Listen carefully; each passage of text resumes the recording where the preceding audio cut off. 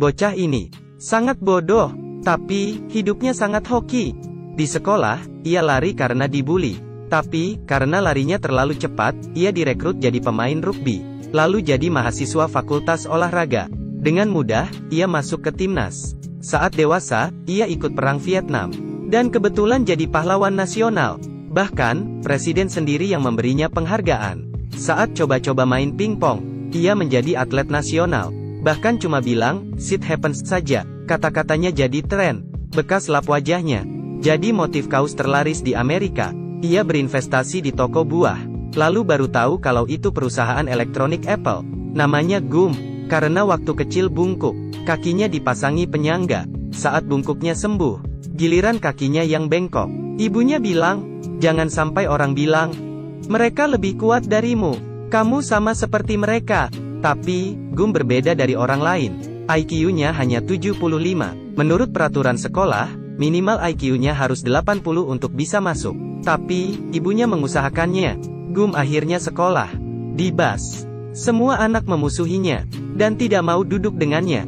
Hanya seorang gadis bernama Jenny yang menerimanya. Mereka menjadi sahabat. Sejak itu, mereka membaca bersama, melihat bintang, bahkan tidur bersama. Suatu hari, beberapa anak membuli Gum. Jenny menyuruhnya lari. Siapa sangka, Gum lari secepat kilat, sampai penyangga kakinya patah. Ia merasa lari seperti angin untuk pertama kalinya. Anak-anak yang memusuhinya sampai bengong. Setelah dewasa, di tempat yang sama, dan pembuli yang sama. Tapi, pembuli kini naik mobil. Jenny menyuruh Gum lari lagi. Gum lari ke lapangan rugby di sekolah. Pelatih rugby melihatnya karena larinya sangat cepat. Gum direkrut jadi mahasiswa olahraga, dan jadi atlet rugby kebanggaan sekolah. Lalu, ia jadi atlet timnas. Bahkan, ia bertemu Presiden Kennedy. Setelah main rugby selama 5 tahun, ia lulus dari universitas. Lalu, ia menjadi tentara. Ia mendaftar di BAS. Ia berkenalan dengan teman baru. Namanya Buba. Buba bilang nenek moyangnya adalah penangkap udang. Ia bermimpi ingin punya kapal penangkap udang sendiri. Di markas, pelatih bertanya, "Kenapa kamu di sini?" "Aku di sini untuk menuruti perintahmu." Pelatih sangat puas dengan jawabannya. "Kamu sangat jenius, IQ-mu pasti 160. Hidup tentara sangat prihatin." Tapi, Gum santai saja. Ia fokus pada perintah, dan tidak mau memikirkan yang lain. Saat disuruh merakit senapan dengan cepat, Gum melakukannya sangat cepat, sampai memecahkan rekor. Di tengah malam, ia kangen ibunya dan Jenny. Saat itu, Jenny sedang bernyanyi di bar. Gum pergi melihat Jenny saat libur. Ia melihat Jenny dikerjai seorang pria. Gum langsung meninjunya. Ternyata, selama ini, Jenny tidak bahagia. Ibunya meninggal, dan bapaknya mesum. Jenny dewasa lebih awal. Gum menyatakan cintanya. Tapi, Jenny merasa tidak pantas untuk Gum. Ia mengusir Gum. Sebelum pergi, Gum bilang ia mau ke Vietnam. Jenny paham. Gum mau pergi perang, dan cuma mau pamit. Jenny bilang, kalau terjadi sesuatu, jangan berontak, langsung lari. Sejauh mungkin. Apa kamu dengar? Gum mengangguk. Aku tahu. Setelah liburan, Gum dan Buba dikirim ke perang Vietnam. Pria tampan ini adalah atasan mereka. Ia adalah prajurit hebat. Beberapa hari berikutnya, kerjaan mereka hanya berjalan dan memotong rumput. Suatu hari, hujan lebat turun. Sekalinya hujan 4 bulan. Setiap hari, mereka berendam dan tidur di air. Malamnya, Gum dan Buba mengobrol tentang cita-cita mereka setelah pensiun.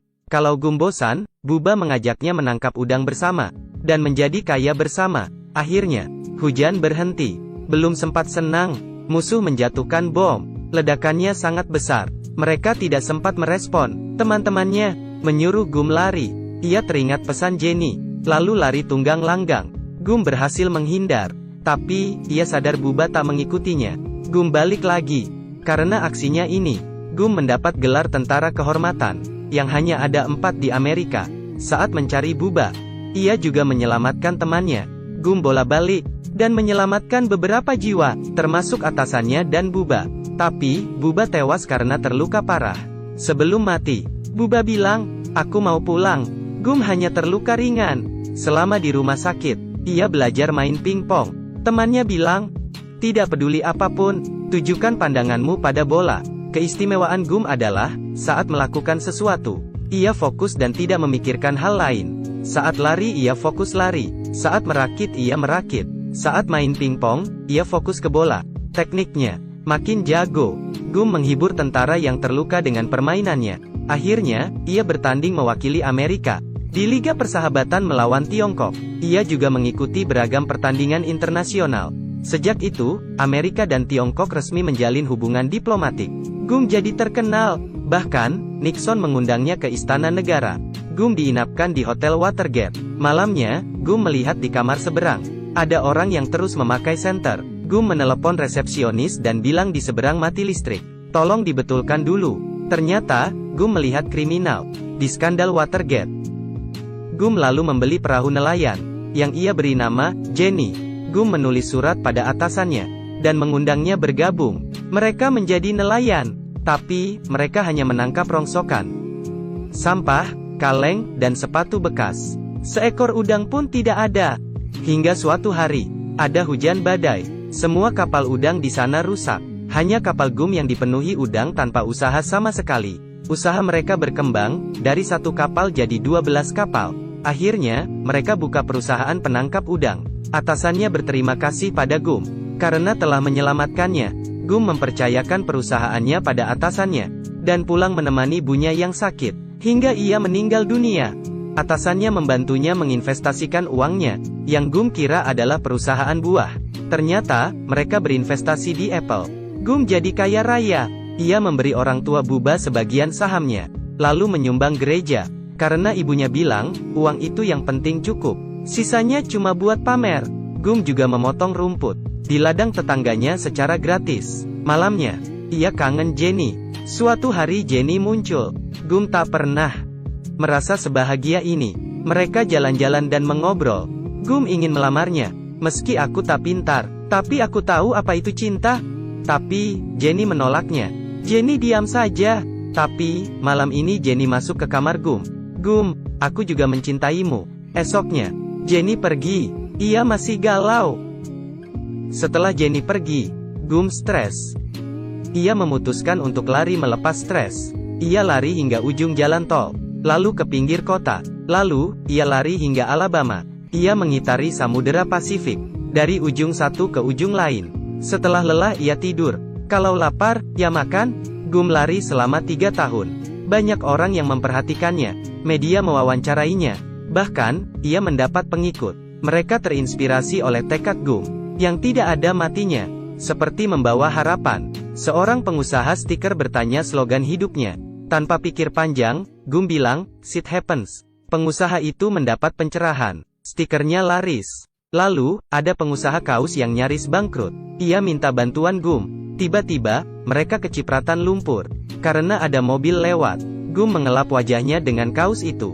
Dan akhirnya menjadi emot smile yang mendunia. Di rumah, Gum mendapat surat dari Jenny. Jenny ingin menemuinya di savana. Saat melihat Jenny, ia sudah banyak berubah. Jenny sudah matang, dan tidak labil lagi. Gum tak mengira, Jenny punya anak darinya hasil malam itu. Anaknya sangat sehat dan pintar.